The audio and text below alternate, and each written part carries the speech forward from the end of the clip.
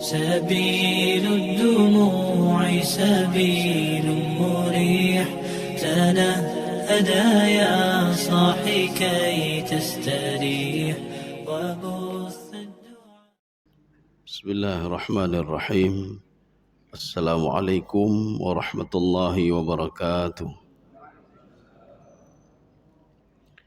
الحمد لله رب العالمين، والصلاة والسلام على أشرف الأنبياء والمرسلين وعلى آله وأصحابه أجمعين. رضيت بالله ربا وبالإسلام دينا وبمحمد نبيا ورسولا. رب اشرح لي صدري ويسر لي أمري واحلل عقدة من لساني يفقه قولي. اللهم اجعل جمعنا هذا جمعا مرحوما وتفرقنا من بعده تفرقا معصوما. Kaum muslimin dan muslimat sidang jamaah subuh yang dirahmati Allah. Kita pada surah Al-Haqqah, kita lanjutkan pada ayat ke-19. Ini cerita tentang kondisi seseorang ketika habis dibangkitkan oleh Allah di padang mahsyar. Bagaimana kondisinya? Imam Asy-Sya'rawi mengatakan di dalam tafsir beliau, wala ajidu fit taurati wa fit talmuti akhbara yaumil qiyamah. Saya tidak pernah mendapatkan, kata beliau, dan kita juga tidak pernah mendapatkan di dalam Taurat, di dalam Talmud, apalagi di dalam Injil, itu cerita secara detail tentang hari kiamat, kecuali Al-Quran. Maka Al-Quran menceritakan bagaimana proses ketika dibangkitkan di padang mahsyar, bagaimana kondisi malaikat, kondisi langit, bagaimana kondisi seseorang itu, apa yang dilakukan, bagaimana nanti sebelum masuk ke surga atau masuk ke neraka, semua diceritakan dalam Al-Quran secara detail. Cuma kita saja yang tidak mau menelaah. Ini ayat sekarang akan kita baca ini kondisi seseorang setelah habis dibangkitkan di padang mahsyar. Makanya nanti ada dua kelompok ya. Ini kelompok yang pertama. A'udzu billahi minasyaitonir rajim. Bismillahirrahmanirrahim. Fa amma man utiya kitabahu biyamini. Ini amma ini adalah amma syartiyah, syarat. Jadi di dalam kajian tafsir itu ada namanya jumlah syartiyah. Atau di dalam kitab Zamakhsyari namanya uslub syartiyah, gaya bahasa syarat. Kalau nanti begini, maka hasilnya begini. Kalau dia bahagia, maka hasilnya akan begini. Kalau dia menerima catatan yang baik, maka hasilnya begini. Ya, ini namanya jumlah syartiyah. Atau dalam bahasa lain uslub syartiyah. Uslub syartiyah artinya gaya bahasa syarat. Ini kita ketemukan juga nanti di dalam kitab Al-Burhan fi Ulumil Quran. Fa amma man utiya kitabahu, jadi barang siapa yang diberikan oleh Allah kitab, catatan. Kitab itu berasal dari kalimat kataba, ditulis. Berarti kitabahu sesuatu hal yang sudah tertulis, bukan lembaran-lembaran, tidak. Ini kenapa dikatakan kitab? Karena sudah tertulis secara sistematis. Ada mukaddimah, ada daftar isi, pengantar dan lain sebagainya. Demikian pula catatan kita. Catatan kita itu lengkap semuanya. Ada pengantar sampai terakhir. Terakhir itu sudah berakhir. Jadi semuanya ada. Catatannya ada, mukaddimah ada, daftar isi ada, semua ada. Apa yang kita perlu? Kita butuh catatan kita beberapa puluh tahun yang lalu ketika di dunia, ada semuanya di situ. Sekarang model catatannya bagaimana? Kitabum marqum. Kitabnya dalam bentuk digital. Jadi bukan dalam bentuk catatan fisik, tidak. Jadi kalau fisik, umur kita 60 tahun, berarti selama 60 tahun terus dicatat oleh dua malaikat ini. Ini akan penuh nih mungkin masjid ini kalau catatannya banyak sekali. Karena dalam setiap detik terus dicatat, terus dicatat. Karena tugasnya memang mencatat saja. Dia mencatat saja. Tidak ada tugas lain kecuali mencatat. Apakah amal ibadah kebaikan ataukah kejahatan yang kita lakukan, selalu catat, selalu catat. Fa amma man utiya kitabahu biyamini, nanti ada yang diberikan catatannya itu sebelah kanan. Ini ada beberapa tafsiran, Pak. Tafsiran yang pertama, penafsir menggunakan kalimat yamin sebagai makna denotasi, Pak, makna sebenarnya. Yamin itu apa? Yamin itu kanan. Maknanya diberikan catatan itu dengan tangan kanan. Dia mengambil dengan tangan kanan. Ini namanya kalau di dalam ilmu balaghah makna hakiki, makna sebenarnya, tangan kanan. Satu. Yang kedua, yamin di sini diterjemahkan sebagai makna kinayah, bukan makna sebenarnya. Apa makna kinayah? Imam Al-Baghawi mengatakan yamin bimakna al-ihtimamu wal-i'tizaz. Ihtimam artinya Allah Subhanahu wa taala memberikan fadilah kepada dia, ya nih Pak, sebagai penghormatan, maka disebutkan kanan. Maka kanan adalah simbol penghormatan. Jadi makanya seseorang itu tidak mesti mengambil dengan tangan kanannya, tidak, Pak. Diberikan penghormatan oleh Allah sebagaimana dia ketika mau meninggal dunia diberikan juga penghormatan. Bagaimana seorang penghormatan ketika dia mau meninggal dunia? Allah berpesan kepada malaikat, wa absyiru bil jannah. Wahai malaikat, kasih tahu dia itu akan masuk ke dalam surga. Seorang sudah tahu dari dulu ketika dia waktu sakratul maut. Ini namanya apa? Al-i'tizaz. Jadi sebuah penghormatan, al-fadl, sebuah penghormatan. Jadi bukan tangan kanan, tidak. Dia mengambil dengan tangan kanannya, tidak. Ini sebuah makna kinayah. Kalau ada orang seperti ini, fayaqra'u fayaqulu ha umqra'u kitabiyah.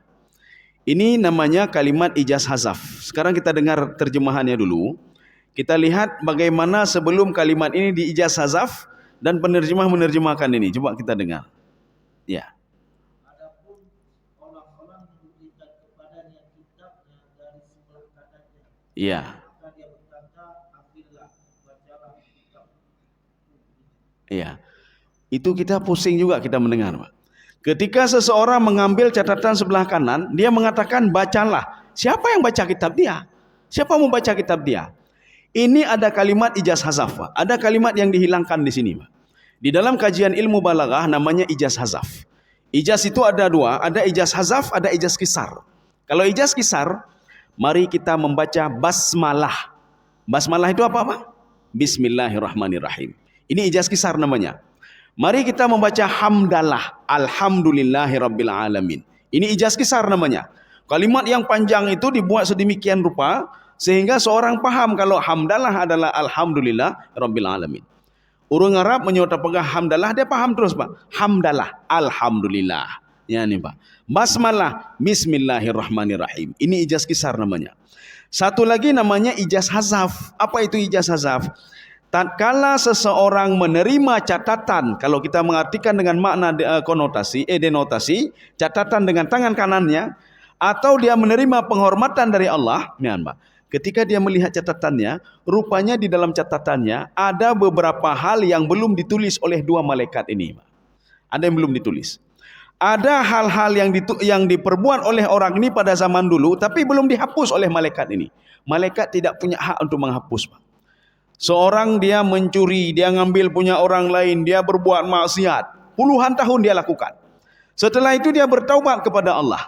Ketika dia bertobat, dua malaikat tidak punya hak untuk menghapus. Tidak ada hak. Dia yang penting mencatat saja. Berapa tahun dia buat maksiat? 10 tahun, 10 tahun. Berapa tahun dia mencuri? 5 tahun, 5 tahun. Ketika mau meninggal dunia, dia bertaubat, mencuri itu tetap ada dalam catatan itu. Tetap ada dalam catatan itu. Sehingga pemuda ini dia mengatakan kepada Allah, ya Allah, catatan saya kenapa begini ya Allah? Kenapa begini catatan saya? Saya sudah bertaubat, tapi kenapa masih ada di sini? Dan saya ya Allah berniat untuk berbuat kebaikan. Kenapa tidak ada dalam catatan ini? Ya, Pak. Makanya ada catat malaikat tidak bisa mencatat kebaikan kita yang dalam bentuk niat, Pak. Kita berniat ingin berbuat kebaikan, malaikat tidak tahu, Pak. Tidak tahu. Kita ria di dalam berbuat sesuatu, malaikat tidak tahu, Pak.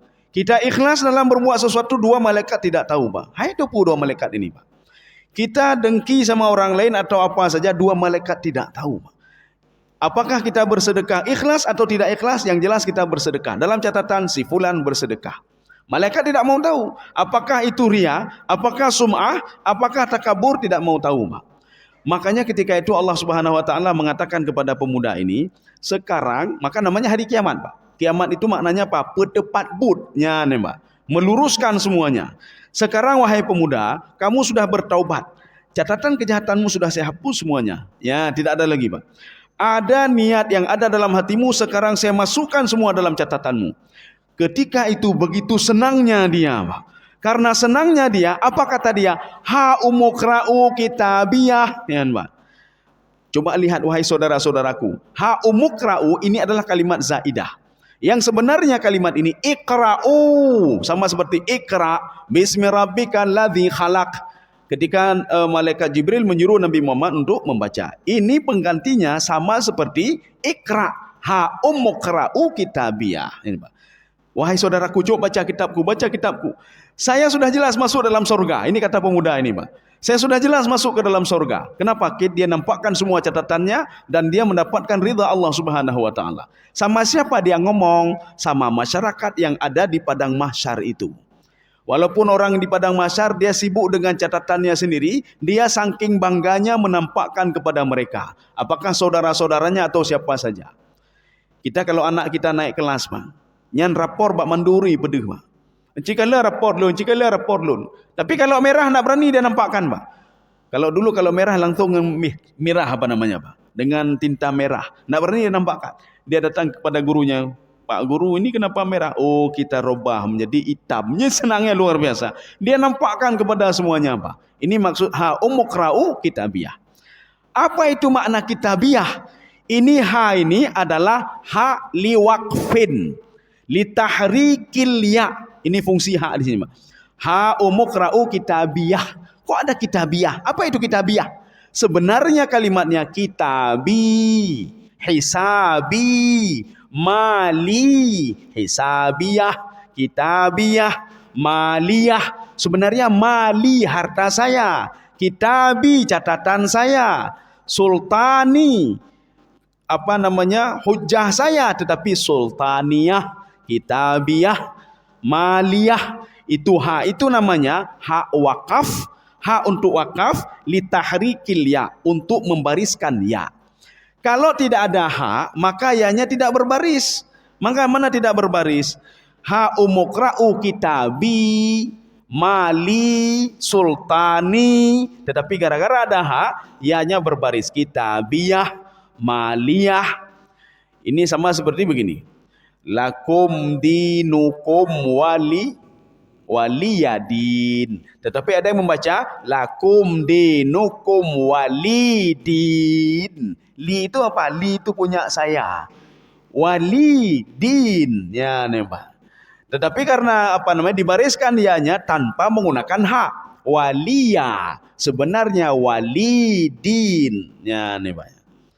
Kaum muslimin sedang jamaah yang dirahmati Allah. Ini begitu juga. Ikra'u kitabi, bacalah catatanku, coba lihat catatanku. Allah sudah ridha dengan amalku dan tidak ada lain seperti janji Allah ketika saya sakaratul maut, wa absyiru bil jannah, masuklah ke dalam surga. Maka saya sudah seperti yang dijanjikan oleh Allah masuk ke dalam surga. Begitu gembiranya dia, Pak. Apa kata pemuda ini lagi? Ini saya butuh terjemahan lagi, Pak.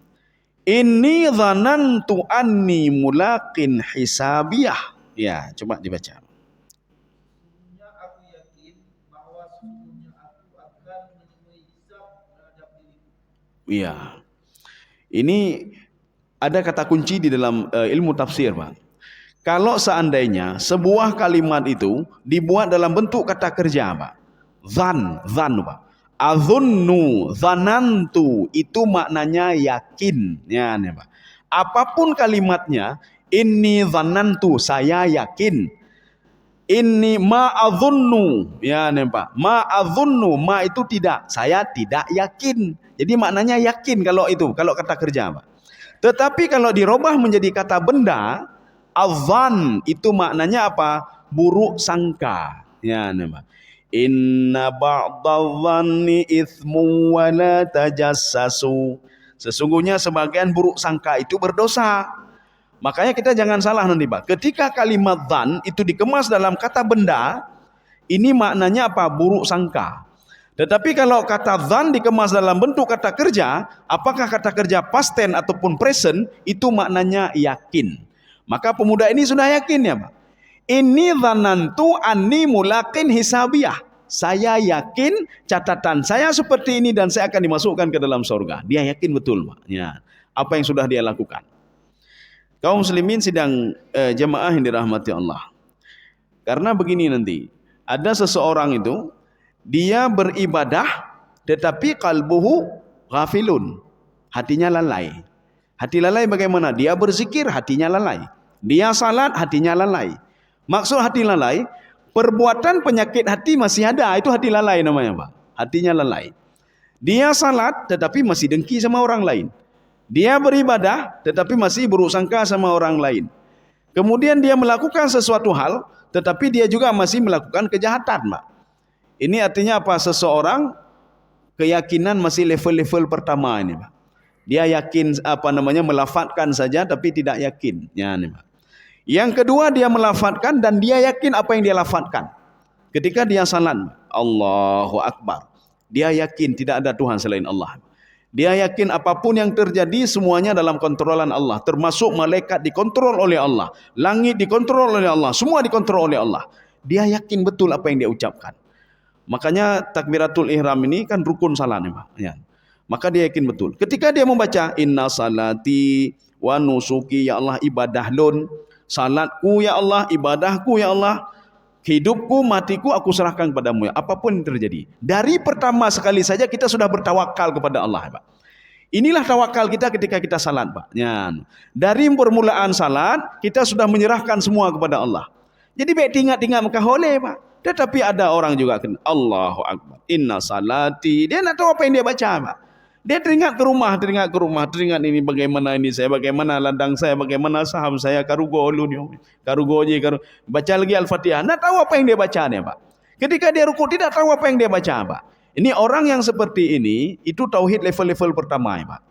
Kalau dia bertawakal, tawakalnya nol ya Pak. Kenapa nol? Dia tidak yakin kepada Allah. Dia tidak tahu apa yang dia ucapkan. Dia tidak yakin apa yang sudah dia yakini Pak. Nak yakin ya Pak. Dia mengatakan asyhadu alla ilaha illallah, tapi dia tidak tahu apa itu Pak. Apa hakikat asyhadu alla? Yang penting ucap-ucap mentang.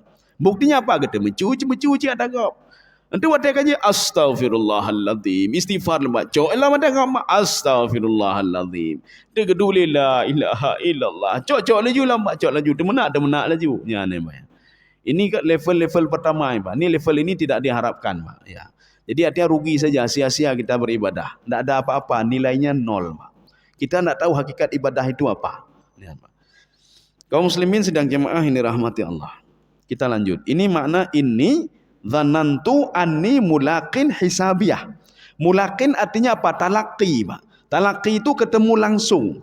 Makanya dia itu yakin betul kalau dia akan mendapatkan catatan yang baik dan dia akan ketemu langsung dan dimasukkan ke dalam surga oleh Allah. Ini mulaqin namanya. Jadi kalau nanti kita ada yang mengatakan mari kita bertalaqi. Talaqi itu apa? Belajar langsung. Ya, ini talaqi namanya, Pak. Talaqi. Kita belajar fikih langsung belajarnya dari gurunya. Talaqi. Ini talaqi namanya. Saya bertalaqi dengan si fulan, bertalaqi dengan si fulan.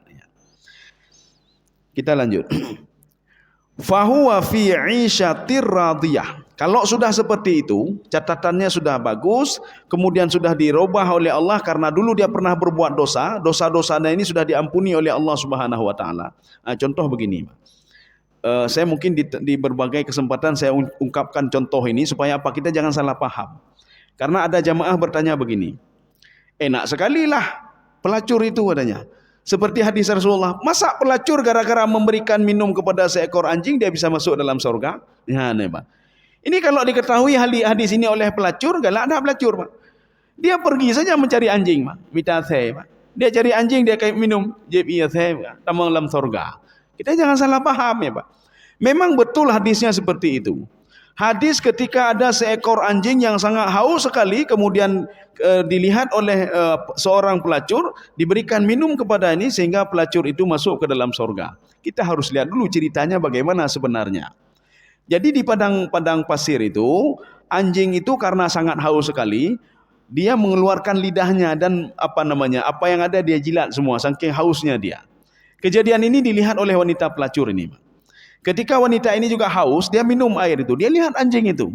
Akhirnya diambil di dalam sepatu dia itu, air diberikan kepada anjing. Anjing bersyukur dan berdoa kepada Allah. Doa anjing ini, nya menyo pelacur biasanya ijak ba saya, joi kan ni nya ba itena lihat saya ba. Itena ya ba. Ini karena apa? Pelacur ini ketika melihat anjing ini haus diberikan, dia berdoa kepada Allah. Ya Allah, mudah-mudahan ibu taubatnya wanita ini. Dengan wasilah ini, rupanya bertaubat wanita itu, Pak.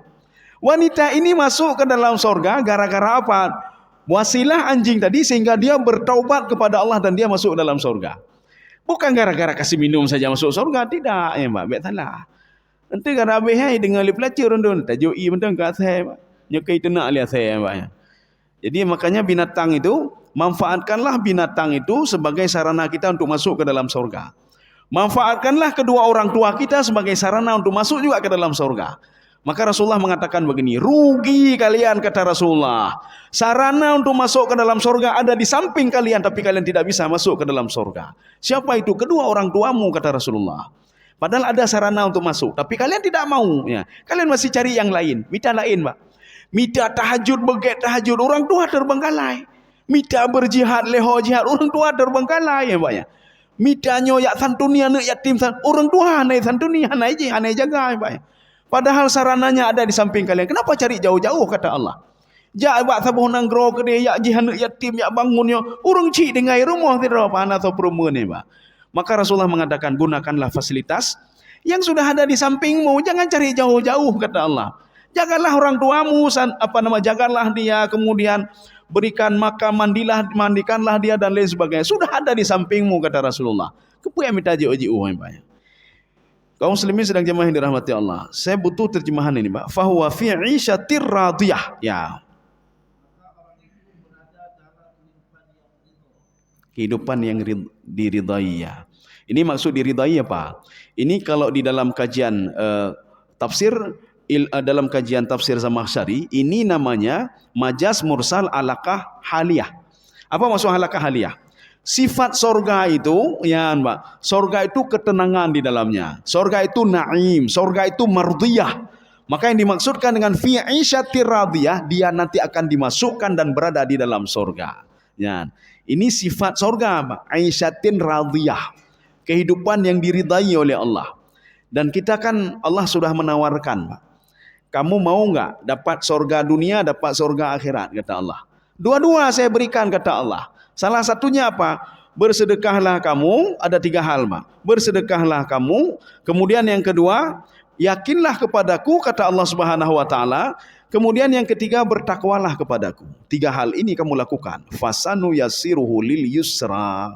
Kehidupanmu itu kamu senang di dunia, senang di akhirat, senang ketika dicabut nyawamu di alam barzah, di padang mahsyar dan sampai aku masukkan ke dalam surga kata Allah.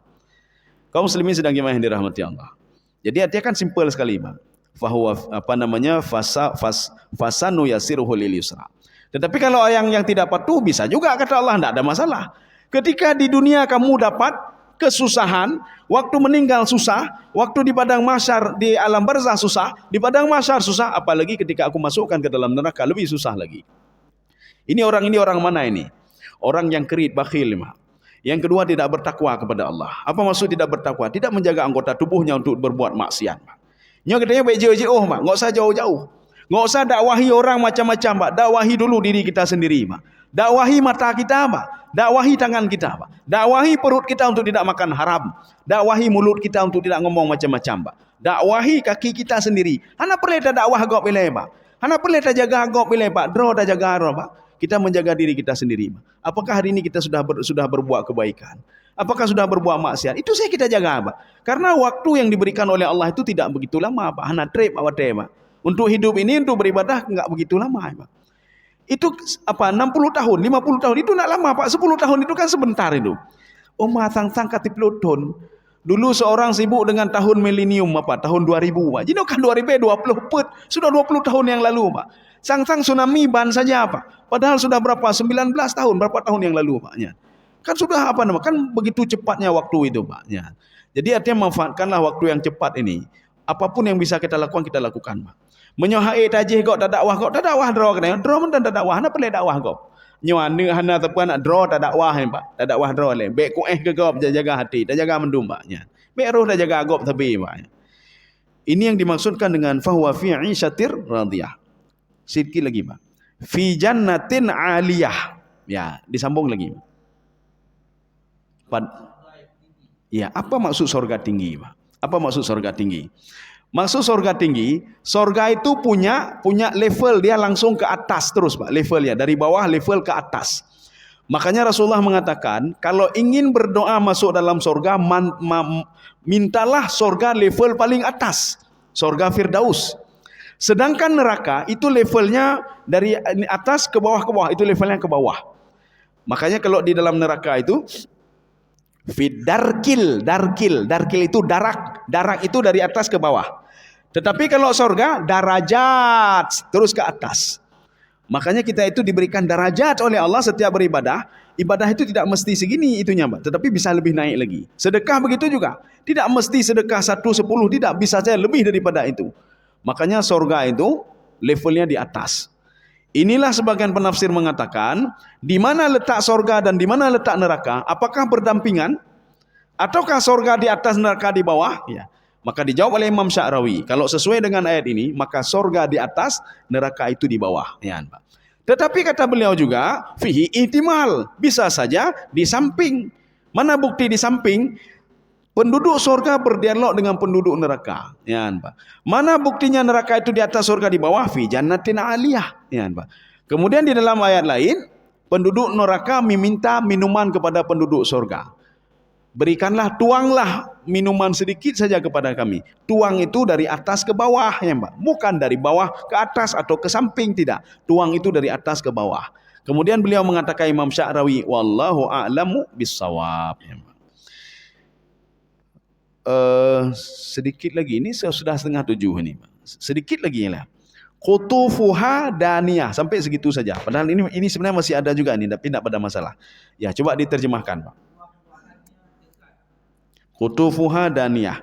Daniyah itu bagaimana ya? Daniyah itu seperti kita menginjak sesuatu, Pak, di bawah, kan dekat sekali, Pak.